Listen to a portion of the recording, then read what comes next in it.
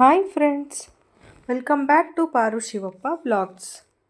ನಾನಿವತ್ತು ಸಬ್ಸಿಗೆ ಸೊಪ್ಪಿನ ರೈಸ್ ಮಾಡ್ತಾಯಿದ್ದೀನಿ. ಹೆಲ್ದಿಯಾಗಿರುವಂತಹ ಟೇಸ್ಟಿಯಾಗಿರುವಂತಹ ಫುಡ್ಡು ಕ್ವಿಕ್ಕಾಗಿ ಮಾಡ್ಬೋದು. ಬನ್ನಿ ಹಾಗಾದರೆ ಸಬ್ಸಿಗೆ ಸೊಪ್ಪಿನ ರೈಸ್ ಮಾಡೋದು ಹೇಗೆ ಅಂತ ನೋಡ್ಕೊಂಬರೋಣ. ಮೊದಲನೇದಾಗಿ ನಾನು ಈ ರೆಸಿಪಿ ಮಾಡೋದಕ್ಕೆ ಸ್ಟವ್ ಆನ್ ಮಾಡಿ ಒಂದು ಬಾಣಲೆ ಇಟ್ಟು 4ರಿಂದ 5 ಟೇಬಲ್ ಸ್ಪೂನಷ್ಟು ಅಡುಗೆ ಎಣ್ಣೆನ ಆ್ಯಡ್ ಮಾಡ್ಕೊತಾ ಇದ್ದೀನಿ. ಎಣ್ಣೆ ಕಾಯ್ತಾ ಇದ್ದಂಗೆ ಅದಕ್ಕೆ ಸಾಸಿವೆ ಹಾಕೋಬೇಕು. ಸಾಸಿವೆ ಸಿಡಿತಾ ಇದ್ದಂಗೆ ಅದಕ್ಕೆ ಸ್ವಲ್ಪ ಜೀರಿಗೆ ಹಾಕ್ಕೊಂಡು ಅದಾದಮೇಲೆ ಸ್ವಲ್ಪ ಬೆಳ್ಳುಳ್ಳಿನ ಹಾಕ್ಕೊಂಡಿದ್ದೀನಿ. 1 ಬೆಳ್ಳುಳ್ಳಿ ಗಂಟೆ ತೊಗೊಂಡಿದ್ದೀನಿ. ಹಾಗೆ ಸ್ವಲ್ಪ ಕರಿಬೇವಿನ ಸೊಪ್ಪು, ಅದರ ಜೊತೆಗೆ ಈರುಳ್ಳಿ ಹಾಕ್ಕೊಂಡು ಚೆನ್ನಾಗಿ ಫ್ರೈ ಮಾಡ್ಕೋಬೇಕು.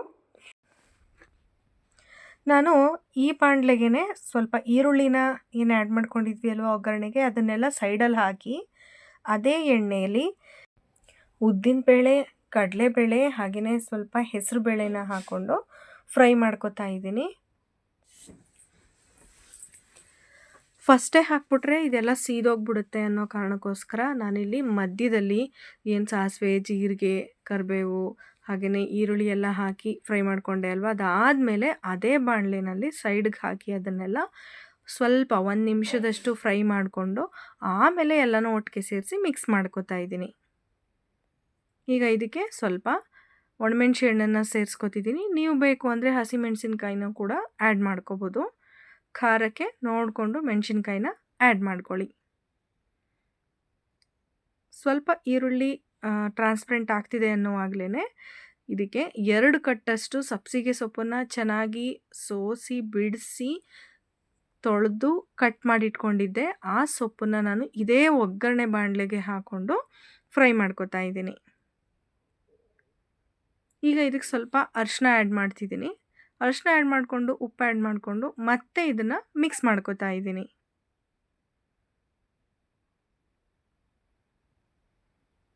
ಈ ಸಬ್ಸಿಗೆ ಸೊಪ್ಪು ಏನು ಹಾಕಿದ್ದೀವಿ ಅಲ್ವಾ, ಇದನ್ನು ನಾವು ಮೊದಲೇ ಬೇಯಿಸ್ಕೊಂಡಿಲ್ಲ. ಹಾಗಾಗಿ ಈ ಎಣ್ಣೆಲೇ ಅದು ಹಸಿ ವಾಸನೆ ಹೋಗಿ ಫ್ರೈ ಆಗಲಿ ಅಂತ ಲಿಡ್ ಕ್ಲೋಸ್ ಮಾಡಿ ಅದನ್ನ ಬೇಯಿಸ್ಕೋಬೇಕು. ಈಗ ಆಗಿದೆ. ಒಂದು 2-3 ನಿಮಿಷ ಆದಮೇಲೆ ಇದಕ್ಕೆ ನಾನು ತಟ್ಟೆ ಏನು ಮುಚ್ಚಿದೆ ಅದನ್ನು ತೆಗೆದು ಸ್ವಲ್ಪ ಕೊತ್ತಂಬರಿ ಸೊಪ್ಪನ್ನು ಕೂಡ ಆ್ಯಡ್ ಮಾಡಿಕೊಂಡು ಫ್ರೈ ಮಾಡ್ಕೊತಾ ಇದ್ದೀನಿ.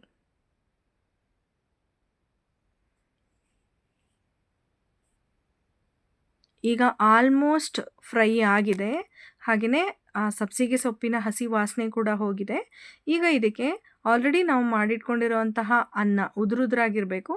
ಉದುರುದ್ರಾಗಿರುವಂತಹ ಅನ್ನವನ್ನು ಇದ್ರ ಜೊತೆ ಮಿಕ್ಸ್ ಮಾಡಿಕೊಂಡು ಈ ಒಂದು ಸಬ್ಸಿಗೆ ರೈಸ್ನ ರೆಡಿ ಮಾಡ್ಕೋಬೇಕಾಗುತ್ತೆ. ಆ ಅನ್ನಕ್ಕೆ ನಾವು ಏನೆಲ್ಲ ಪದಾರ್ಥಗಳನ್ನ ಹಾಕಿದ್ದೀವಿ ಅದೆಲ್ಲ ನೀಟಾಗಿ ಹೊಂದ್ಕೋಬೇಕು. ಹೊಂದ್ಕೊಳ್ಳೋವರೆಗೂ ಚೆನ್ನಾಗಿ ಮಿಕ್ಸ್ ಮಾಡ್ಕೋಬೇಕು. ಹಾಗೆಯೇ ನಾನು ಸಿಮ್ಮಲ್ಲಿ ಇಟ್ಟಿದ್ದೀನಿ ಒಲೆನ.